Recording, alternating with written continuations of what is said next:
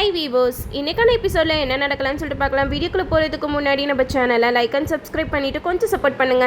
வாங்க இப்போ வீடியோக்குள்ளே போகலாம். ராஜராஜன் மேலே அபாண்டமாக பழிய சுமத்துறா அந்த பொண்ணு. இது எல்லாத்துக்குமே காரணம் அந்த சிவனாண்டி முத்துவேல் தான். நம்ம சந்திரா வந்து சிவனாண்டியை பார்த்து கண்ணை காட்டுறாங்க. நம்ம பிளான் சக்ஸஸ் அப்படிங்கிற மாதிரி கண்ணை காட்டிட்டு இருக்காங்க. அப்போ சிவனாண்டி சொல்கிறாங்க, என்னங்கய்யா இந்த பொண்ணு என்னன்னா அவங்க வாழ்க்கையில் இவ்வளோ பெரிய துரோகம் நடந்துச்சுன்னு சொல்லிக்கிட்டு இருக்காங்க. நீங்கள் என்னன்னா இந்த கலச பூஜையை பற்றி பேசிக்கிட்டு இருக்கீங்க. இந்த பூஜையெல்லாம் அப்புறமேட்டுக்கா பண்ணிக்கலாம். ஃபர்ஸ்ட் அந்த பொண்ணுக்கு நியாயத்தை வாங்கி கொடுங்க அப்படிங்கிற மாதிரி கேட்க உடனே ஊர் தலைவர்களாம் அந்த பொண்ணு கிட்ட கேட்குறாங்க, இவர் உன் கூட பழகுனதுக்கு என்ன ஆதாரம் இருக்கு அப்படின்னு சொல்லிட்டு கேட்கும்போது அந்த பொண்ணு ஒரு செயினை கட்டுறாங்க. இந்த செயின் யாரோடது தெரியுமா? அவரோட பொண்டாட்டி சாமுடிச்செடியோடது. நான் கஷ்டத்தில் இருக்கும்போது இந்த செயினை எனக்கு கொடுத்தாரு. அது மட்டும் இல்லாமல் என்னைய கல்யாணம் பண்ணிக்கிறேன்னு சொல்லிட்டு இப்போ என்னைய ஏமாத்த பார்க்குறாரு அப்படி இப்படின்னு சொல்லிட்டு ராஜராஜன் மேலே அபாண்டமாக பழி போடுறாங்க. அது மட்டும் இல்லாமல் நம்ம கார்த்திக் இதெல்லாம் கேட்டுட்டு சமக்கம் வருது. என்னங்க நீங்கள் கரெக்டாக பூஜை நடக்கிற நேரத்தில் வந்து தேவையில்லாமல் எங்கள் மாமா மேலே அபாண்டமாக பழிய போட்டுட்டு இருக்கீங்க. எங்கள் மாமாவை பற்றி எங்களுக்கு தெரியும். எங்கள் மாமா அப்படிப்பட்ட ஆள்லாம் கிடையாது அப்படிங்கிற மாதிரி சொல்ல அதுக்கு அந்த பொண்ணு சொல்கிறாங்க, சரி இந்த ஆதாரத்தை காமிச்சு நீங்கள் நம்பலைல, ஆனால் நான் உங்ககிட்ட ஒரு விஷயம் சொல்கிறேன். அவரோட தொடையில் ஒரு மச்சம் இருக்கும் அப்படின்னு சொல்லிட்டு சொல்கிறாங்க. இது கேட்டதுமே எல்லாருமே பயங்கர ஷாக் ஆகுறாங்க. என்னப்பா இந்த பொண்ணு இப்படி சொல்லிக்கிட்டு இருக்கா அப்படிங்கிற மாதிரி சொல்லும்போது ராஜராஜன் சொல்கிறாங்க, இல்லை இந்த பொண்ணு யார் என்னன்னே எனக்கு தெரியாது. என் மேலே அபாண்டமாக பழி சுமத்துறதுக்காக ஏதோ ஒரு சூழ்ச்சி நடக்குது அப்படிங்கிற மாதிரி ராஜராஜன் சொல்ல. அப்போ ரேவதி சொல்கிறாங்க, ஆமாம் எங்கள் அப்பா சொல்கிறது தான் உண்மை. எங்கள் அப்பாவை பற்றி எங்களுக்கு நல்லாவே தெரியும். எங்கள் அப்பாவுக்கு எங்கள் அம்மாவை தவிர வேற உலகமே தெரியாது.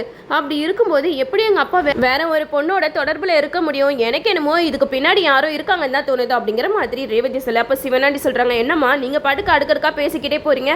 அந்த பொண்ணு கரெக்டாக தானே சொல்லிக்கிட்டு இருக்காங்க. உங்கள் அப்பாவுக்கு தொடையில் மச்சம் இருக்குது அப்படிங்கிற மாதிரி சொல்ல. இதை கேட்டதுமே ராஜராஜன் சொல்கிறாங்க, ஆமாம் என் தொடையில் மச்சம் இருக்கிறது உண்மைதான். அதெல்லாம் வச்சு இந்த பொண்ணோட நான் தொடர்பில் இருந்தேன்னு சொல்லிட்டு உறுதிப்படுத்த முடியாது அப்படிங்கிற மாதிரி சொல்ல. இதை கேட்டதுமே கார்த்தி சொல்கிறாங்க, இங்கே பாருங்க எனக்கு 2 ஹவர் டைம் கொடுங்க. கண்டிப்பாக இதுக்கு பின்னாடி ஏதோ ஒரு சூழ்ச்சி நடந்துட்டு இருக்கு. இந்த கலச பூஜை நடக்கும்போது கரெக்டாக வந்து இந்த பொண்ணு இந்த மாதிரிலாம் போய் சொல்லி எங்கள் மாமாவை தேவையில்லாமல் இந்த மாதிரி சங்கடத்துக்கு உள்ளாக்குறானா கண்டிப்பாக இந்த கலச பூஜை நடக்கக்கூடாதுன்னு சொல்லிட்டு யாரோ திட்டம் தீட்டிட்டு இருக்காங்க அப்படிங்கிற மாதிரி சொல்ல. இதை கேட்டதுமே நம்ம சிவனாண்டி சொல்கிறாங்க, என்னப்பா கார்த்தி நீ பாட்டுக்கும் வாய்க்கு வந்தபடி பேசிக்கிட்டு இருக்க. இதுக்கும் எங்களுக்கும் எந்த சம்மதமும் கிடையாது. பாதிக்கப்பட்ட பொண்ணு நேராக வந்து கேட்டுட்டு இருக்கா. அவளுக்கு நியாயத்தை வாங்கி கொடுக்காம சும்மா நீ உங்கள் மாவுக்கே சப்போர்ட் பண்ணிக்கிட்டு இருக்க அப்படிங்கிற மாதிரி சொல்ல. அதுக்கு கார்த்தி சொல்கிறாங்க, எனக்கு என்ன பண்ணணும்னு நல்லாவே தெரியும். எனக்கு 2 ஹவர் டைம் கொடுங்க. கண்டிப்பாக இதுக்கு பின்னாடி யார் இருக்கான்னு நான் கண்டுபிடிப்பேன். ஆனால் இந்த பொண்ணு சொல்கிறது மட்டும் பொய்யா இருந்துச்சுன்னா நீங்கள் இந்த பொண்ணுக்கு என்ன தண்டனை கொடுப்பீங்க அப்படிங்கிற மாதிரி கேட்க. அப்போ ஊர் தலைவர்கள்லாம் சொல்கிறாங்க, எப்பா நீங்கள் வந்து பெரிய குடும்பத்தை ஆளுங்க. உங்கள் குடும்பத்தில் இப்படி ஒரு பழி விழுந்திருக்கு. அப்போனா அந்த பொண்ணை நாங்கள் சும்மா விட்டுருவோமா? கண்டிப்பாக இந்த பொண்ணுக்கு நாங்கள் சரியான தண்டனையை தான் கொடுப்போம் அப்படிங்கிற மாதிரி சொல்லும்போது அந்த பொண்ணோட முகமே மாறுது. அப்போவே நம்ம கார்த்தி வந்து கரெக்டாக கண்டுபிடிச்சிடுறாங்க. இதுக்கு பின்னாடி வேறு யாரும் இல்லை, அந்த சிவனாண்டி முத்துவேல் தான் இருக்காங்கன்னு சொல்லிட்டு நம்ம சந்திரா இந்த விஷயத்தெல்லாம் கண்டிப்பாக அக்கா கிட்ட போய் சொல்லணும்.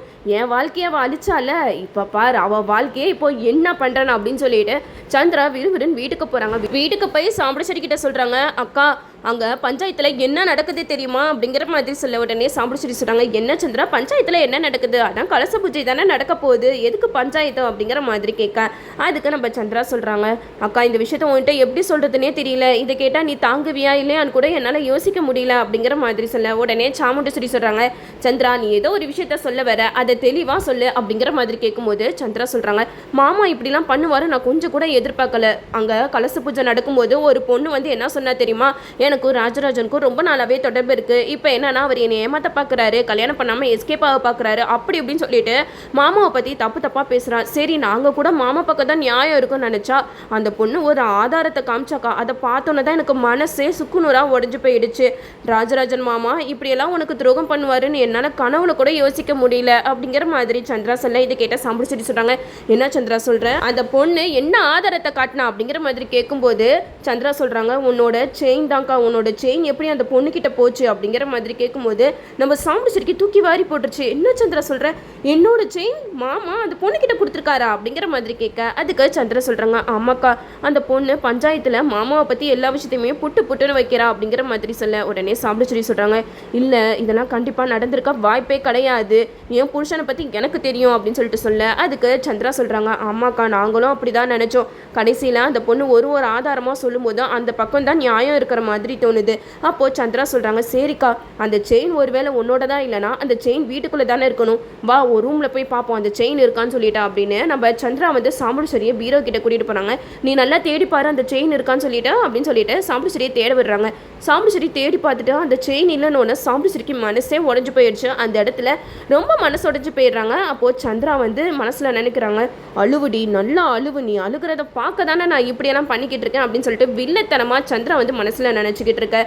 அப்போது சாமுண்டீஸ்வரி சொல்கிறாங்க, இதுக்கு ஒரு முடிவு கட்டியே ஆகணும், நான் அவரை சும்மாவே விட மாட்டேன், என்ன தைரியம் இருந்தால் என் கூட இவ்வளோ நாள் வாழ்ந்துட்டு இன்னொரு பொண்ணுக்கு துரோகம் பண்ண நினைப்பாரு அப்படின்னு சொல்லிட்டு சாமுண்டீஸ்வரி சந்திரா 2 பேருமே பஞ்சாயத்துக்கு போகிறாங்க. அங்கே போயிட்டு நம்ம ராஜராஜன் வந்து சாமுண்டீஸ்வரி கிட்ட சொல்கிறாங்க, ஈஸ்வரி இங்கே என்ன நடக்குது தெரியுமா அப்படின்னு சொல்லிட்டு கேட்க, அப்போ நம்ம சாமுண்டீஸ்வரி சொல்கிறாங்க, எனக்கு எல்லா விஷயமும் தெரிஞ்சு தான் நான் வந்திருக்கேன் அப்படிங்கிற மாதிரி சொல்ல. அப்போ மயில்வாகனம் கார்த்திகிட்ட சொல்கிறாங்க, எப்பா இந்த சின்னத்தை போகிற வேகத்தை பார்க்கும்போதே நான் நினச்சேன்ப்பா கண்டிப்பாக அத்தைக்கிட்ட ஏதோ ஊதி விட்டு தான் கூட்டிகிட்டு வந்திருக்கா அப்படிங்கிற மாதிரி சொல்ல. அப்போ கார்த்தி சொல்கிறாங்க, வெயிட் பண்ணி பார்ப்போம், கண்டிப்பாக மாமா மேலே எந்த தப்பும் இல்லைன்னு சொல்லிட்டு இன்னும் கொஞ்ச நேரத்தில் நம்ம நிரூபிச்சிடும், கண்டிப்பாக இதுக்கு பின்னாடி அந்த சிவனாண்டி தான் இருக்கான். அது மட்டும் இல்லாமல் அத்தையோட நகை எப்படி அந்த பொண்ணுக்கு கிடச்சிருக்கும், வீட்டில் இருக்கிற யாராவது எடுத்து கொடுத்துருக்கணும்ல, வேற யாரா இருக்கும், அந்த சந்திரகலா தான் அப்படின்னு சொல்லிட்டு கார்த்தி சொல்ல. அப்போ தான் நம்ம சாமுண்டீஸ்வரி வந்து ராஜராஜனை பார்த்து சொல்கிறாங்க, நீங்கள் எனக்கு இவ்வளோ பெரிய துரோகத்தை பண்ணுவீங்க நான் கொஞ்சம் கூட எதிர்பார்க்கவே இல்லை அப்படின்னு சொல்லும்போது ராஜராஜன் சொல்கிறாங்க, ஈஸ்வரி நீமா என் மேலே சந்தேகப்படுற, அந்த பொண்ணு யார் என்னன்னு கூட எனக்கு தெரியாது, அந்த பொண்ணு ஏதோ வீண் பள்ளி என் மேலே சுமத்துறா அப்படிங்கிற மாதிரி சொல்ல. அதுக்கு நம்ம சாமுண்டீஸ்வரி சொல்கிறாங்க, போது நிறுத்துங்க அப்படின்னு சொல்லிட்டு பயங்கரமாக கத்துறாங்க. அப்போ ரேவதி சொல்கிறாங்க, அம்மா அப்பாவை பற்றி உங்களுக்கு தெரியும்ல, அப்பாவுக்கு உங்களை விட்டால் வேறு உலகமே தெரியாதுமா, அப்படி இருக்கும்போது அப்பா எப்படிமா இவ்வளோ பெரிய தப்பு பண்ணுவார் அப்படிங்கிற மாதிரி சொல்ல. அதுக்கு நம்ம சாமுண்டீஸ்வரி சொல்கிறாங்க, போதும் நிறுத்துங்க யாரும் பேசாதீங்க அப்படின்னு சொல்லிட்டு செம கோவத்தில் இருக்க. அப்போ தான் நம்ம கார்த்தி சொல்கிறாங்க, இங்கே பாருங்க கரெக்டாக கலச பூஜை நடக்கிற நேரத்தில் தான் இப்படி குளறுபடி நடக்குது, யாரோ இந்த பூஜை நடக்கக்கூடாது, முதல் மரியாதை மாமாவுக்கு போகக்கூடாதுன்னு சொல்லிட்டு தான் இப்படியெல்லாம் சூழ்ச்சி பண்ணிக்கிட்டு இருக்காங்க, அது யார் என்னங்கிறத இந்த பஞ்சாயத்துலேயே நான் நிரூபித்து காட்டுறேன் அப்படின்னு சொல்லிட்டு நம்ம கார்த்தி சொல்ல. இதை கேட்டதுமே பஞ்சாயத்து தலைவர்களும் நம்ம கார்த்திக்கு டைம் கொடுக்குறாங்க. ஆனால் டைம் ஆக அந்த பொண்ணுக்கு பயம் அதிகமாகுது. அப்போ தான் போலீஸ்க்கெல்லாம் இன்ஃபார்ம் பண்ணுறாங்க. இன்ஃபார்ம் பண்ணது மட்டும் இல்லாமல் அந்த பொண்ணை விசாரிக்கிற விதத்தில் விசாரித்தா கண்டிப்பாக அந்த பொண்ணை எல்லா உண்மையுமே சொல்லிடுவா அப்படின்னு சொல்லிட்டு நம்ம கார்த்தி அந்த பொண்ணை பயன்படுத்த அந்த பொண்ணுக்கு என்ன பண்ணுறதுனே தெரியல, அவளுக்கு பயம் இன்னும் அதிகமாகிடுச்சுக்கு. நம்ம கார்த்தி வந்து அந்த பொண்ணுக்கிட்ட தனியாக பேசுகிறாங்க, இங்கே பாருங்கள் நீங்கள் யார் என்னன்னா எங்களுக்கு தெரியாது, ஆனால் எங்கள் மாமா கண்டிப்பாக தப்பு செய்கிறவர் கிடையவே கிடையாது, நீங்கள் காசுக்கு ஆசைப்பட்டு இந்த மாதிரி அவர் மேலே போய் பழி சுமத்துறீங்க, அதனால ஒரு குடும்பம் என்னதுக்கு ஆளாகும் கொஞ்சமாவது யோசிச்சு பாருங்க, நீங்களா உண்மையை ஒத்துக்கிட்டீங்கன்னா உங்களுக்கு தண்டனை கம்மி, அப்படி இல்லை நாங்களாக கண்டுபிடிச்சோன்னா கண்டிப்பாக உங்கள் வாழ்நாளே வீணாக போயிடும், நீங்கள் ஆசைப்பட்ட பணத்துக்காக உங்கள் வாழ்நாளே நீங்கள் தியாகம் பண்ண விரும்புகிறீங்களா அப்படின்னு சொல்லிட்டு நம்ம கார்த்தி வந்து அந்த பொண்ணுக்கிட்ட பேச. அப்போ அந்த பொண்ணுக்கு என்ன பண்ணுறதுன்னு தெரியாமல் எல்லா உண்மையுமே கார்த்திக்கிட்ட சொல்கிறாங்க. நான் உண்மையை சொல்லிடுறேன் சார், என்னை இந்த மாதிரிலாம் பேச சொன்னது வேறு யாரும் இல்லை, அந்த சிவனாண்டி தான் என்கிட்ட ஒரு நகையை கொடுத்து இந்த மாதிரி எனக்கும் ராஜராஜனுக்கும் ஏதோ தப்பான தொடர்பு இருக்கிற மாதிரி பஞ்சாயத்தில் பேச சொன்னாங்க, அவங்க பேச சொன்ன மாதிரி நான் பேசிட்டேன் சார், அவ்வளோதான், என்னை விட்டுருங்க சார், எனக்கு தண்டனையெல்லாம் கொடுக்காதீங்க சார், எனக்கும் குடும்பம் இருக்கா அப்படின்னு சொல்லிட்டு நம்ம கார்த்திக்கிட்ட அந்த பொண்ணு சொல்லி அழுகுறாங்க. அப்போ தான் நம்ம கார்த்தி சொல்கிறாங்க, சரி நீங்கள் வந்து பஞ்சாயத்தில் உண்மையை சொல்லுங்கள், அதுக்கப்புறம் நடக்கிறத பார்த்துப்போம் அப்படின்னு சொல்லிட்டு அந்த பொண்ணை கூட்டிகிட்டு போய் நம்ம கார்த்தி எல்லா உண்மையுமே நிரூபிச்சிருவாங்க. கண்டிப்பாக நம்ம கார்த்தி வந்து ஒரு ட்விஸ்ட்டோட தான் அங்கே பேசிக்கிட்டு இருப்பாங்க. இந்த நகை எப்படி இந்த பொண்ணு கையில் போயிருக்கும், ஒன்று வீட்டில் இருக்கிற யாராவது தான் எடுத்து கொடுத்துருக்கணும், அப்போது வீட்டில் இருக்கிற யாராவதுன்னு பார்த்தா சந்திரகலாவை தவிர வேறு யாராலுமே அந்த நகையை எடுக்க முடியாது அப்படின்னு சொல்லிட்டு நம்ம கார்த்தி சந்திரகலாவை தான் பொடி வச்சு பேசுவாங்க. இதுலையாவது நம்ம சந்திரகலா மேலே நம்ம சாமுண்டீஸ்வரி சந்தேகப்படுறாங்களா இல்லையான்றதை வெயிட் பண்ணி பார்ப்போம். ஓகே வீவர்ஸ், என்னோட ரிவ்யூ உங்களுக்கு பிடிச்சிருந்தா லைக் பண்ணுங்கள், மறக்காமல் நம்ம சேனலை சப்ஸ்கிரைப் பண்ணிடுங்க.